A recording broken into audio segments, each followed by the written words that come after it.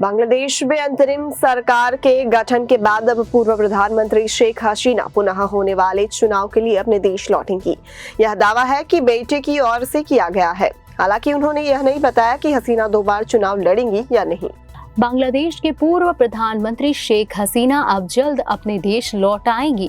नई कार्यवाहक सरकार बनने के बाद बांग्लादेश चुनाव के लिए हसीना स्वदेश लौटेगी। पूर्व प्रधानमंत्री के बेटे की ओर से ये दावा किया गया है। उनके बेटे ने ये जरूर कहा है कि वो अगले चुनाव के लिए बांग्लादेश वापस आएगी, मगर ये स्पष्ट नहीं किया कि हसीना चुनाव लड़ेगी या नहीं। बता दें कि बांग्लादेश में आरक्षण के विरोध में शुरू हुए छात्रों के देशव्यापी विरोध प्रदर्शन से हालात इतने खराब हो गए कि पूर्व प्रधानमंत्री को अपना देश छोड़कर जाना पड़ा। इधर बांग्लादेश में भयानक हिंसा, आगजनी, तोड़फोड़ और अल्पसंख्यकों की हत्याओं का सिलसिला शुरू हो गया, जो अभी भी जारी है। बांग्लादेश में हफ्तों के घात विरोध प्रदर्शन के बाद हसीना को पद छोड़ने के लिए मजबूर भी होना पड़ा।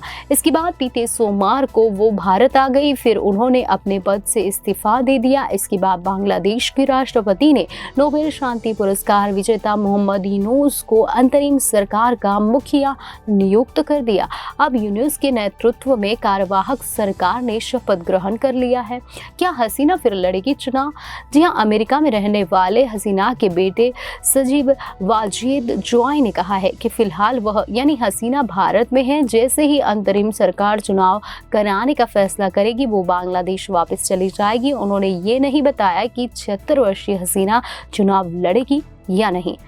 जॉय ने कहा, मेरी मां मौजूदा कार्यकाल के बाद ही राजनीति से संन्यास ले लेती। मेरी कभी कोई राजनीतिक महत्वाकांक्षा नहीं थी और मैं अमेरिका में बस गया था। लेकिन पिछले कुछ दिनों से बांग्लादेश में हुए घटनाक्रम से पता चलता है कि वहां नेतृत्व का शून्य है। मुझे पार्टी की खातिर सक्रिय होना पड़ा और मैं सबसे आगे हूँ।